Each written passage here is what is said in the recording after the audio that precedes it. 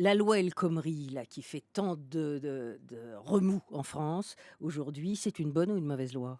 Je crois que le point de départ était franchement mauvais. C'est-à-dire que quand on a commencé avec la première version, on avait l'impression que, venu d'un gouvernement de gauche, on s'attaquait à peu près à tout, aux 35 heures, aux heures supplémentaires, à la loi, au prud'homme et à la loi qui Donc elle était réglemente les déséquilibrée. licenciements, avec en vis-à-vis Mmh. une seule chose, qui était le compte personnel d'activité, qui était d'ailleurs lui-même plutôt une reprise de choses qui Bon, existaient déjà. Donc elle exit était totalement déséquilibrée, en tout exit cas la loi au départ. Bon. certainement dans une perspective qui vise à avancer dans les deux sens. Donc aujourd'hui, la loi a changé de nature et au fond, elle se ramène à une question simple. Quel type de démocratie sociale on veut en France aujourd'hui? Est-ce que la possibilité donnée de voter en entreprise à l'initiative d'un syndicat est bonne ou mauvaise? Moi, Ça vous semble un changement majeur de l'orientation habituelle du code du travail? oui, je pense que potentiellement, c'est lourd de beaucoup de changements. À partir du Mais moment c'est où bon ça pour la société, pour les emplois, pour les entreprises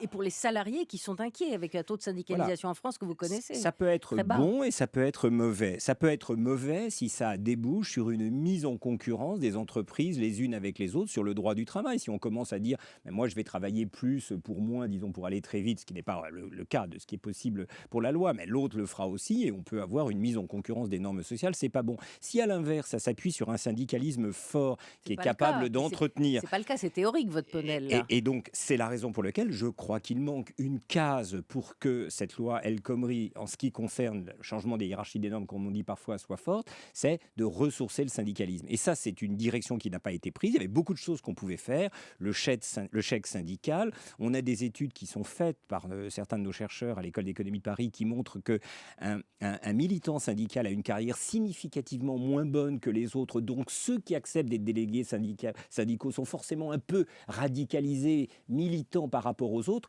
Tout ça, ce sont des choses en profondeur qu'il faut transformer. Le chèque syndical qui aurait permis d'assurer le financement des syndicats, de donner à la représentativité des syndicats une véritable force, aurait été un élément complémentaire. C'est pour ça qu'elle reste déséquilibrée, même si la voie qu'elle ouvre pourrait être intéressante, oui, de changer les règles de la Mais vous, démocratie sociale. l'économie